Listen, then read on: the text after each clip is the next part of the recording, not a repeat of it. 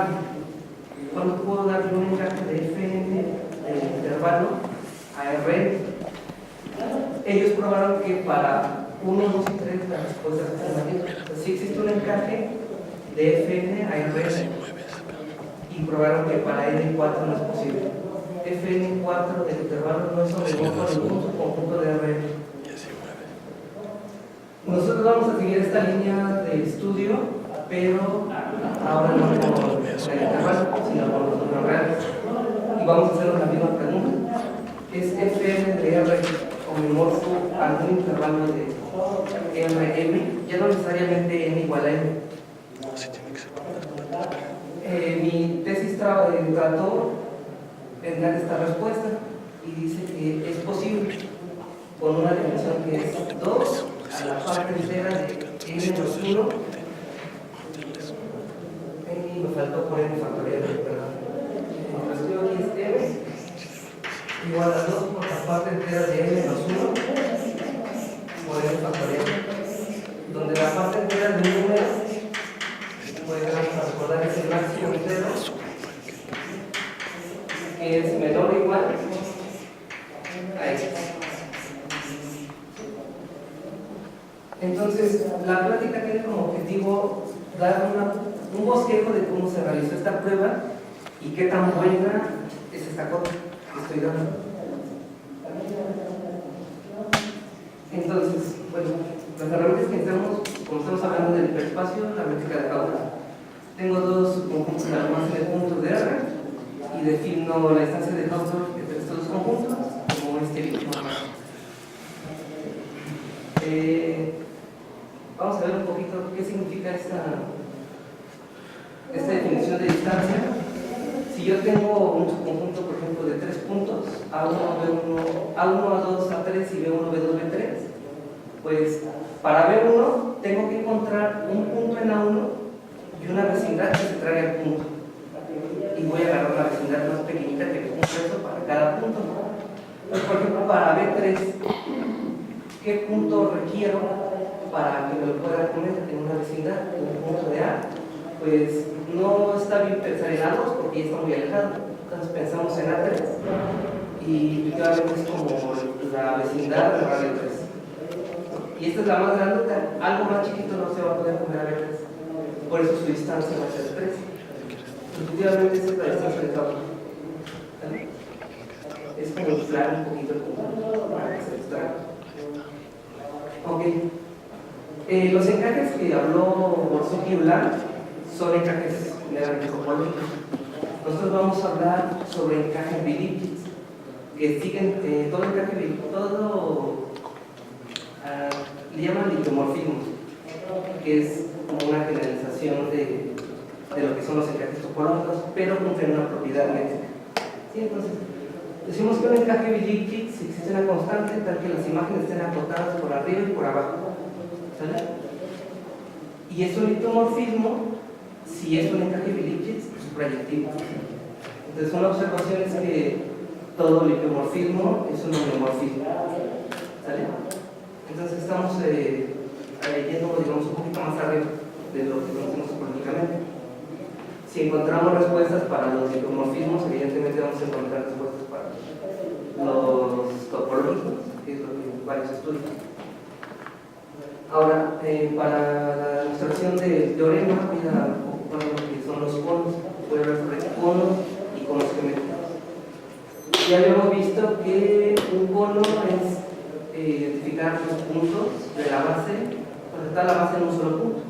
Entonces tengo mi espacio, lo subo, lo multiplico de 0 a infinito y aplasto la base. ¿Sí? En este caso va a ser un cono infinito. ¿Sí? Entonces voy a dar dos casos particulares porque son los que me van a servir para dar ejemplos más adelante. Por ejemplo, en el 0, 1, tengo el 0 y el 1, los multiplico con 0 infinito, entonces son dos líneas. Y si los identifico en un solo punto, la base, pues tengo una especie de B. Otro espacio es la circunferencia. Otra vez lo multiplico por el intervalo 0 infinito, va a ser un cilindro, y si identifico la base es el cono que nosotros conocemos. Otra vez va a ser infinito, ¿no? Un cono infinito. También tengo la noción de que es un cono geométrico.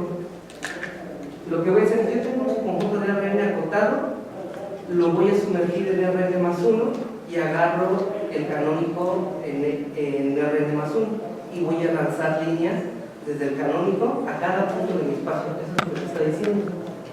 Otra vez tengo el 0, 1, considero el E2 y lanzo rectas. ¿Vale? Podemos ver que este cono geométrico y el cono normal pues son muy parecidos.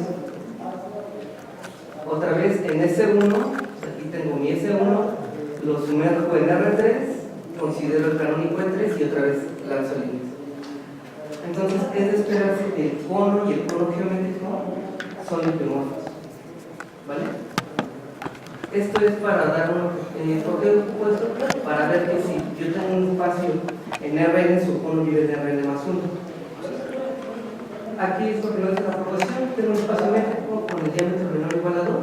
Entonces, si yo lo puedo encajar en Rn, su cono vive en Rn más 1. ¿Vale? ¿Por qué pides el para que la métrica del cono vive de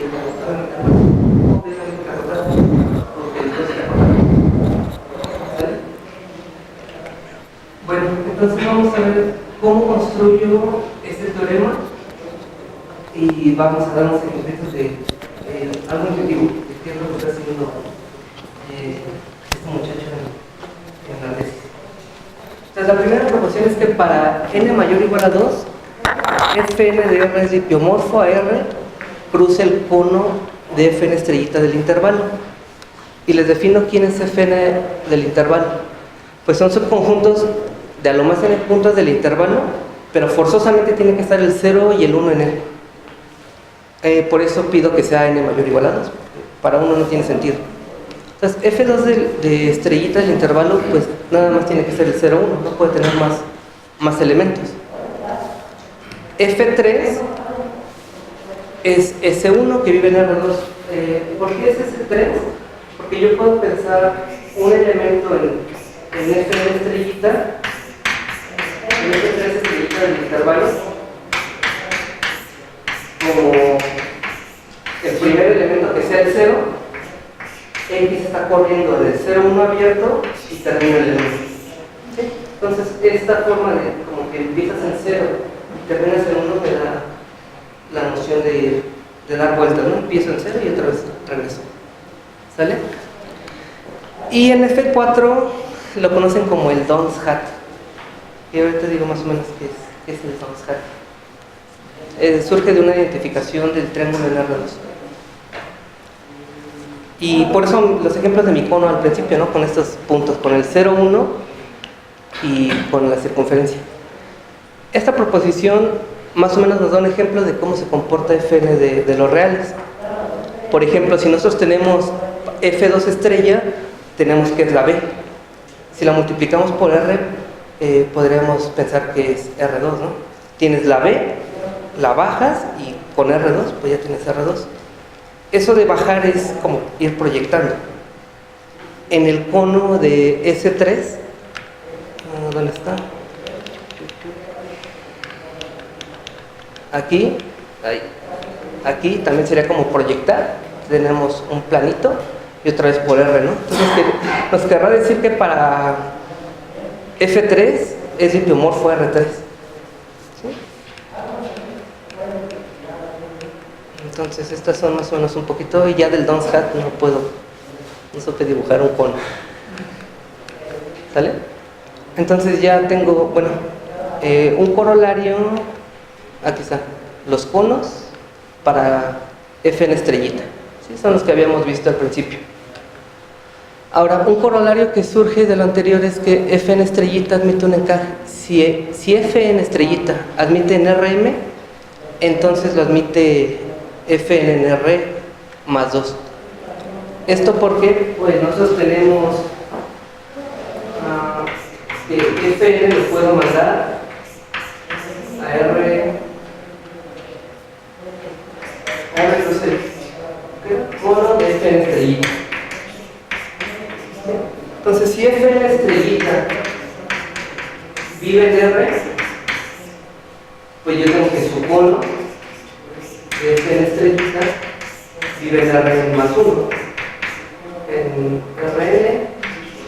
En Rn más 1, y pues ya el ser lipomorfo se comporta bien multiplicando por los dos lados. Entonces, R cruz del 1 de Fn estrellita lo mando a R, por supuesto de Rn más 1, y pues esto es lipomorfo de Rn más 2. Y yo ya sé que R cruz del 1 de Fn estrellita es lipomorfo de Fn. Ese es un bosquejo de cómo hacer este corolario. Otro lema que necesitamos es que para n mayor o igual a 2, Fn estrellita admite un encaje en Fn menos 1. Esto me ayuda porque en cierto modo ya le estoy bajando el número de puntos. No lo hago directamente a los complejos. En realidad lo que te dice es que admite un encaje a Fn menos 1 de la esfera. Para demostrar eso lo mando primero a la esfera. Y la esfera ya es un subconjunto de los complejos. Entonces la inclusión también es un encaje bilipsis. ¿Sí? La composición también se comporta de manera bien. Otro lema, que no voy a hablar mucho de es muy largo y me voy a confundir.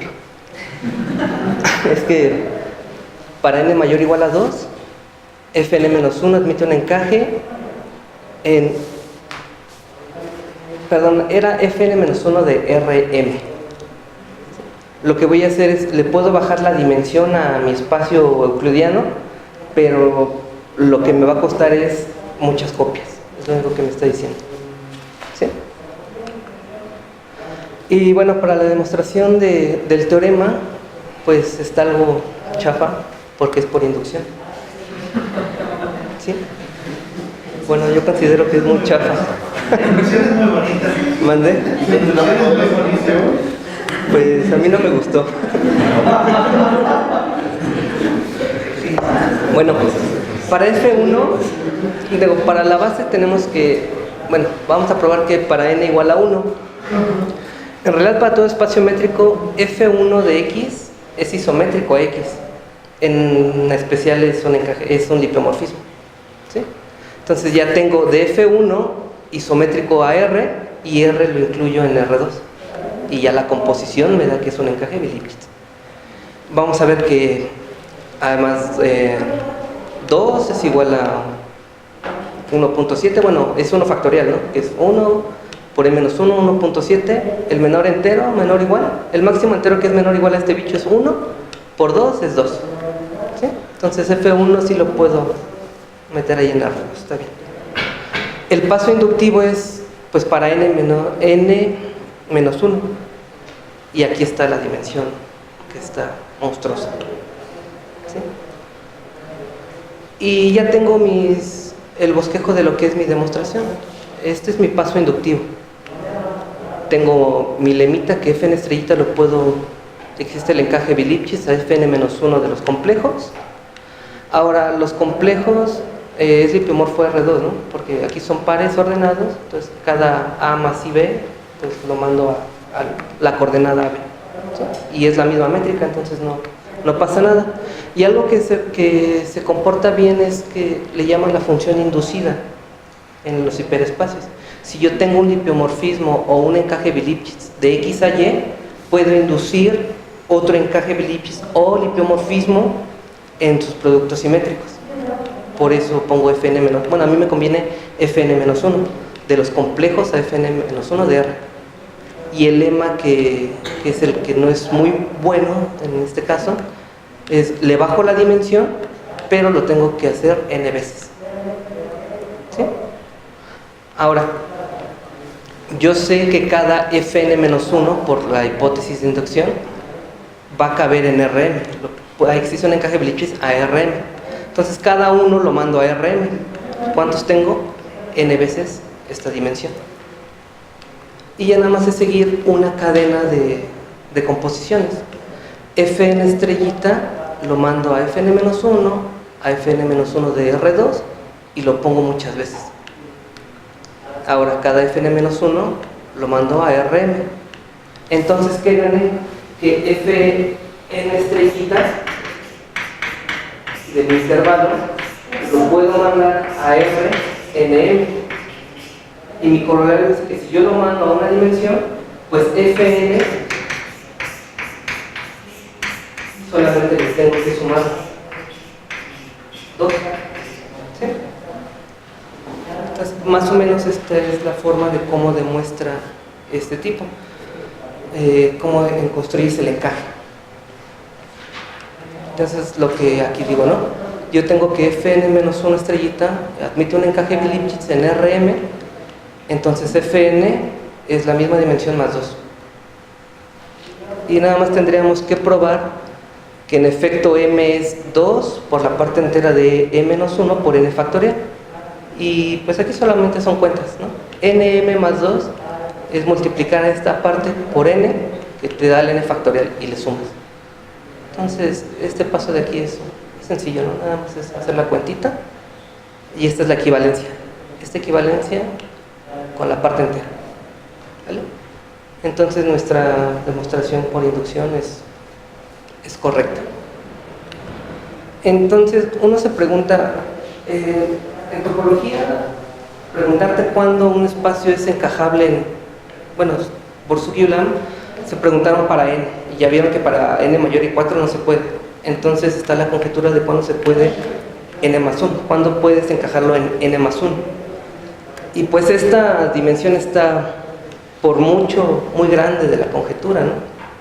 Y uno pensaría, pues, sube la dimensión porque estás pidiendo más por ser Bi-Lipschitz, ¿no?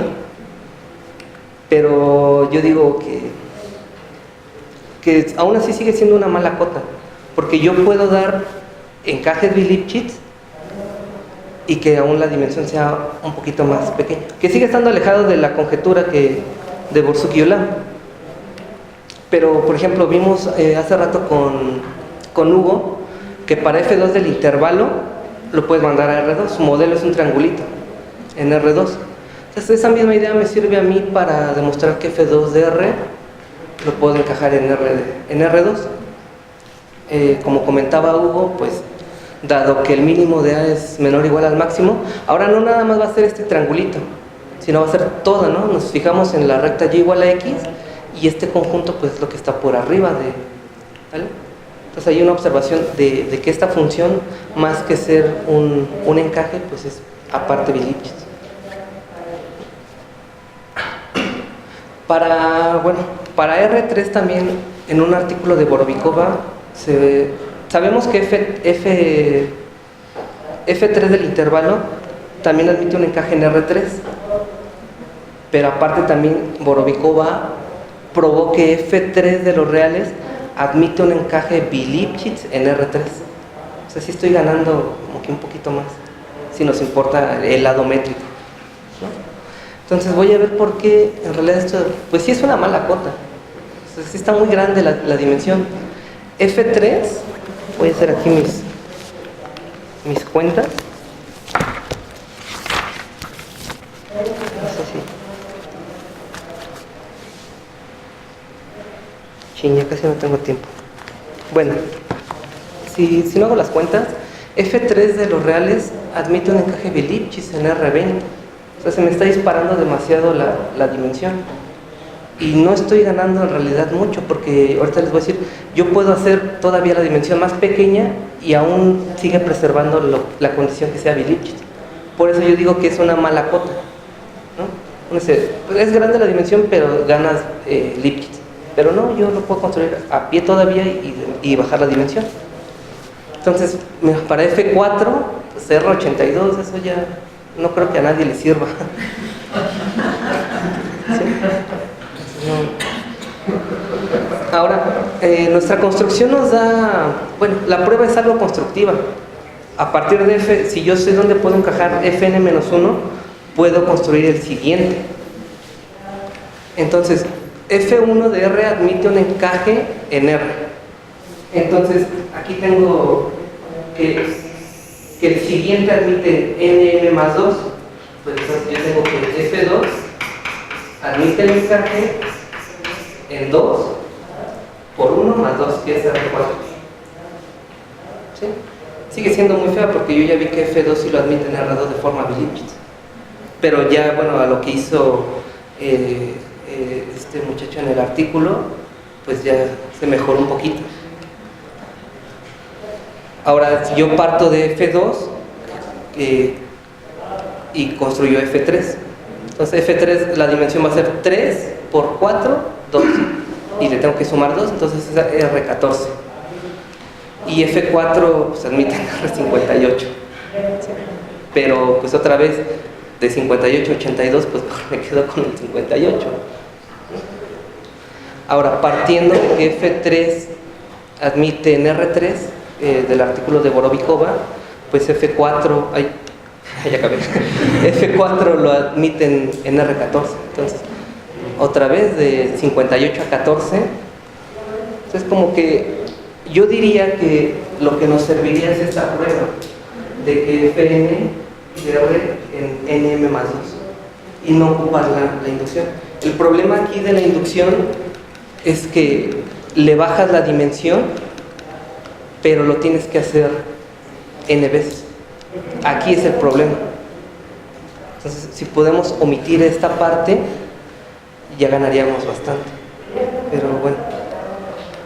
O también nos podríamos quedar con Fn de R. Admiten R cruz el cono de Fn estrellita. Pero ahora conocer lo que son los Dons hat, ya acabamos. Es difícil. Y ahora sí, pues, gracias.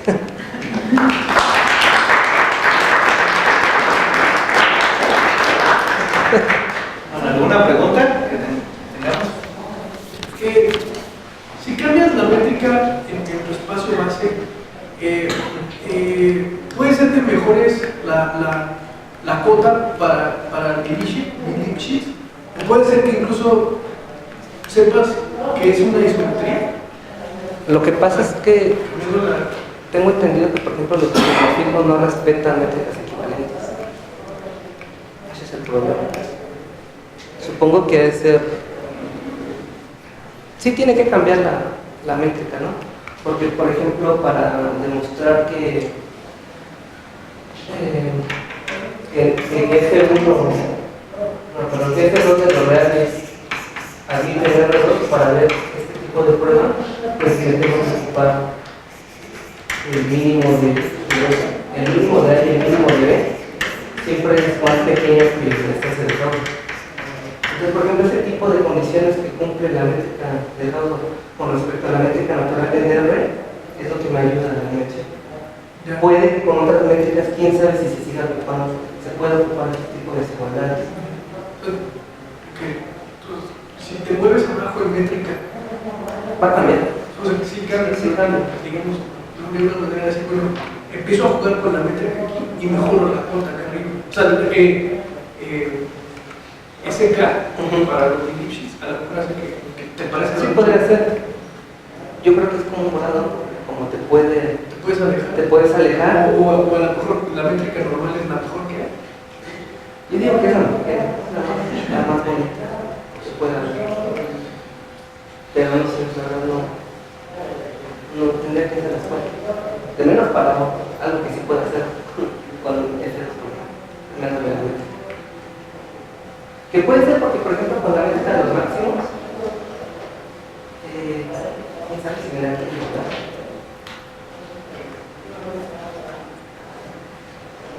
¿Ganas algo con los encajes en Lipschitz? Que eso luego suena como dimensión de la Pues... O sea, ¿te sirve de algo o hay alguna consecuencia que hayas visto que sea útil de esta propiedad geométrica? No, en realidad no, porque por ejemplo lo único que hace los diplomorfismos o los encajes es como que lo más que puedes preservar es sucesiones de Cauchy o completas, ¿no? Que los homomorfismos no te preservan. Entonces como que algo fuerte que te preserva es la completa. Bueno, ya no hay tiempo para más preguntas. Vamos a agradecerle a Iván.